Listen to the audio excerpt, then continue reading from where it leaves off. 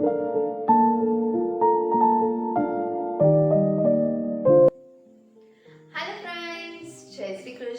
જય સ્વામિનારાયણ, જય યોગેશ્વર, જય જિનેન્દ્ર અને જય મહાદેવ. કેમ છો બધા? મારી ચેનલ આઈટનસ ફૂડ સ્ટેશનમાં તમારું સ્વાગત છે. આજે આપણે એકદમ હેલ્ધી એવા કેળાનું 2 રીતે અથાણું તૈયાર કરીશું. તો ચાલો તેને બનાવવાની શરૂઆત કરીએ. 2 રીતે કેળાનું અથાણું બનાવવા માટે સૌથી પહેલાં અહીંયા મેં 500 ગ્રામ કેળા લઈ લીધા છે. કેળા લેતી વખતે એ વાતનું ખાસ ધ્યાન રાખવું કે કેળા વધારે મોટા અને બિયાવાળા ના હોય, નહીં તો અથાણું થોડું કડવું લાગે છે. હવે આ કેળાને આપણે વીણી લેશું, એટલે કે કેળામાં આ રીતે કોઈ પણ ખરાબ કેળા હોય તો તેને કાઢી લેવાના છે, જેથી અથાણામાં તે વચ્ચે ના આવે. ખરાબ કેળા વીણાઈ જાય ત્યાર પછી આ કેળાને આપણે ચોખ્ખા પાણીની મદદથી સરસથી હાથ વડે કેળાને ચોળીને 3 થી 4 વખત ધોઈ લેશું, જેથી કરીને કેળા બરાબર રીતે સાફ થઈ જાય. આપણે બજારમાંથી કેળા લાવીએ ને તે પાણીમાં પલાળેલા જ હોય છે, એટલે જ્યારે પણ કેળાને આપણે લાવીએ ત્યારે તેને 3 થી 4 અથવા તો 5 વખત ચોખ્ખા પાણી વડે સરસથી ધોવા, જેથી તેની ઉપર જે કંઈ પણ કચરો અથવા તો જૂનું પાણી હોય તે બધું જ નીકળી જાય. હવે અહીંયા જોઈ શકાય છે કે આપણા આ કેળા ધોઈને સરસથી ચોખ્ખા થઈ ગયા છે. તો હવે આ કેળાને આપણે એક માટીના વાસણમાં કાઢી લઈશું. જો તમારી પાસે માટીનું વાસણ હોય તો પહેલાં માટીનું વાસણ જ લેવું, બાકી કોઈ પણ કાચ અથવા તો સ્ટીલનું વાસણ પણ વાપરી શકો છો. અને હવે આ કેળા ડૂબે અને તેના ઉપર થોડું પાણી રહે તેટલું પાણી ઉમેરીને કેળાને પલાળીશું. તો અહીંયા આપણે અંદાજે કેળાને 2 થી 3 દિવસ માટે પલાળશું, જેથી કેળાની કડવાશ ઓછી થઈ જાય.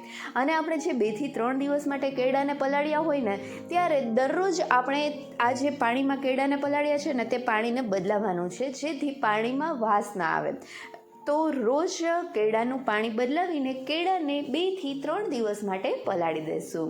અને જો કેળામાં વચ્ચે પણ સ્મેલ આવે એવું લાગે તો વચ્ચે પણ તમે પાણી બદલાવી શકો છો.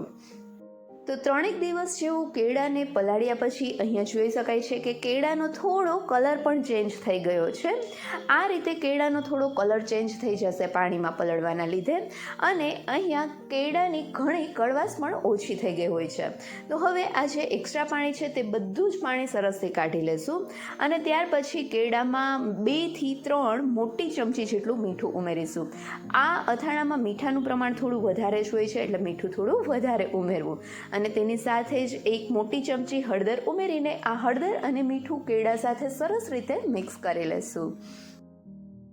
હળદર મીઠું કેળામાં બરાબર રીતે મિક્સ થઈ જાય ને ત્યાર પછી આ કેળાને આપણે જે બરણીમાં ભરવી હોય તે બરણીને ધોઈ બરાબર રીતે કોરી કરી અને 1 દિવસ તડકામાં સૂકવ્યા પછી આ કેળાને આ કાચની બરણીમાં ટ્રાન્સફર કરી લેશું. કેળાને કાચની બરણીમાં ભરી લીધા પછી કેળાને મસ્ત ખટાશ આપવા માટે અને અથાણાને વધારે ટેસ્ટી બનાવવા માટે તેના ઉપર આ રીતે 6 થી 7 લીંબુના આ રીતે ટુકડા કરીને ઉમેરી દેશું, અને લીંબુને બરણીમાં સરસથી દબાવીને ઉપર સેટ કરી લેશું. અને ત્યાર પછી આપણા કેળા અને લીંબુ ડૂબે તેટલું ડૂબડૂબું રહે તેટલું પાણી ઉમેરીશું. અહીંયા ખટાશ માટે તમે લીંબુ અને પાણીની જગ્યાએ કેરીનું ખાટું પાણી પણ વાપરી શકો છો. તમે કેરીના કોઈ પણ અથાણા બનાવ્યા હોય ત્યારે કેરીનું જે ખાટું પાણી નીકળે ને તે ખાટા પાણીનો ઉપયોગ કરીને પણ તમે આ કેળાને પલાળી શકો છો. આ રીતે કેળા ડૂબે તેટલું પાણી ઉમેર્યા પછી બરણીને ઢાંકણ ઢાંકીને 15 થી 20 દિવસ માટે રાખી દેશું, જેથી કેળા સરસથી અથાઈ જાય. અને 15 દિવસમાં વચ્ચે રોજ 1 વખત બરણીને બરાબર રીતે હલાવી, જેથી નીચે રહેલું પાણી ઉપર નીચે થાય અને બધા જ કેળા સરસથી અથાઈ જાય. અને જો જરૂર લાગે ને તો બરણીનું ઢાંકણું ખોલીને ચમચીથી પણ તમે કેળાને હલાવી શકો છો.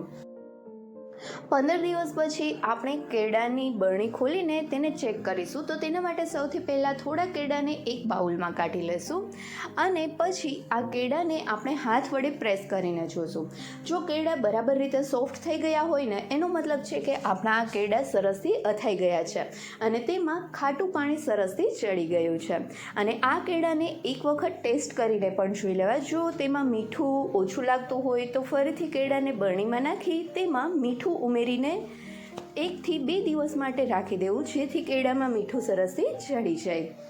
તો હવે આપણા આ કેળા સરસથી અથાઈ ગયા છે. તો હવે આ અથાઈ ગયેલા કેળામાંથી આપણે થોડા કેળા સાઈડમાં કાઢી લેશું. આ રીતે જારામાં કેળા કાઢીશું જેથી તેનું બધું જ પાણી નીતરી જાય. આપણે આ બે રીતે કેળાનું અથાણું કરવાના છીએ. એક તો આ કેળા અથાઈ ગયા અને હવે બીજી રીતે કેળાને આથવા માટે આ આથેલા કેળામાંથી જ અડધા કેળા આપણે કાઢી લેશું, જેમાંથી આપણે બીજી રીતે અથાણું તૈયાર કરીશું. હવે અડધા આપણે આથેલા કેળા જે જારામાં કાઢ્યા હતા ને તેને આ રીતે ચોખ્ખા કોટનના કપડામાં પોળા કરી દઈશું, જેથી કરીને કેળા ઉપર જે પાણીનો ભાગ હોય ને તે બધો જ સરસથી સુકાઈ જાય. આપણે કેળાને બહુ નથી સૂકવવાના. 10થી 15 મિનિટમાં જ પંખા નીચે રાખશું ને એટલે કેળા ઉપર રહેલું બધું જ પાણી સરસથી સુકાઈ જશે. કેળાને સૂકવ્યા પછી 2 ટેબલસ્પૂન જેટલા રાઈના કુરિયા લઈને કુરિયાને આપણે મિક્સી જારમાં લઈ લઈશું અને મિક્સી જારમાં તેને દરદરું પીસી લઈશું. અહીંયા આપણે કુરિયાનો એકદમ ભૂકો નથી કરવાનો, આ રીતે દરદરું જ પીસવાનું છે. હવે આ કુરિયાને આપણે કોઈ પણ એક મોટા બાઉલમાં લઈ લઈશું જેમાં આપણે અથાણું કરવું હોય અને ત્યાર પછી તેમાં 1/4 ટીસ્પૂન જેટલી હિંગ, અડધી ટીસ્પૂન જેટલી હળદર પાવડર અને થોડું મીઠું ઉમેરીશું. અહીંયા આપણે કેળામાં મીઠું ઉમેર્યું જ છે, બોરા પૂરતું જ મીઠું ઉમેરવાનું છે. અને હવે અહીંયા મેં 1.5 ટેબલસ્પૂન જેટલું તેલ ગરમ કરીને ઠંડુ કરી લીધું છે. આ તેલને આપણે કુરિયામાં ઉમેરી દઈશું અને તેને તેલમાં બરાબર રીતે મિક્સ કરીશું. અહીંયા આપણે તેલ એકદમ ઠંડુ નથી લેવાનું, તેલને ગરમ કરી થોડું ઠંડુ થાય ત્યાર પછી જ ઉમેરવાનું છે. જો ગરમ તેલ આપણે કુરિયામાં ઉમેરશું ને તો રાઈના કુરિયા બળી જાય છે. એટલે તેલ થોડું ઠંડુ થાય પછી જ ઉમેરીને અહીંયા જોઈ શકાય છે કે બધી જ વસ્તુ સરસથી મિક્સ થઈ ગઈ છે, એટલે કે આપણો આ બોરો તૈયાર થઈ ગયો છે. તો હવે તેમાં આપણે જે કેળા સાઈડમાં સૂકવ્યા હતા તેમાં પણ ઉપર બધું જ પાણી બરાબર રીતે સુકાઈ ગયું છે. તો તે બધા જ કેળાને બોરામાં ઉમેરી દઈશું અને હવે આ બધી જ વસ્તુને સરસથી મિક્સ કરી લઈશું, જેથી કરીને કેળાની ઉપર બોરાનું એક મસ્ત કોટિંગ થઈ જાય. અહીંયા તમે રાઈના કુરિયા તમારા ટેસ્ટ પ્રમાણે વધુ ઓછા રાખી શકો છો. જો તમને વધારે બોરાવાળું અથાણું ભાવતું હોય તો વધારે કુરિયા ઉમેરી શકો છો. તો આ રીતે હાથ વડે સરસથી આપણે મિક્સ કરીશું, જેથી કેળા ઉપર સરસથી રાઈના કુરિયા એટલે કે આપણે જે બોરો તૈયાર કર્યો હતો તે બોરો ચડી જાય. અને હવે અહીંયા જોઈ શકાય છે કે બધી જ વસ્તુ સરસથી મિક્સ થઈ ગઈ છે, એટલે કે કેળા ઉપર સરસથી બોરો લાગી ગયો છે. એટલે કે આપણું આ કેળાનું બીજી રીતે અથાણું પણ તૈયાર છે. અહીંયા તમે જોઈ શકો છો કે આ કેળાનું અથાણું કેટલું મસ્ત તૈયાર થયું છે.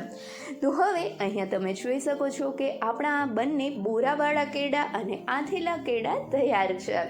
તો તમે પણ આ સિઝનમાં કેળાને આંચજો અને તમને જો બોરાવાળું અથાણું ભાવતું હોય તો આ રીતે બોરાવાળું અથાણું અથવા તો કેળાને પાણીમાં આથીને પણ તમે ખાઈ શકો છો.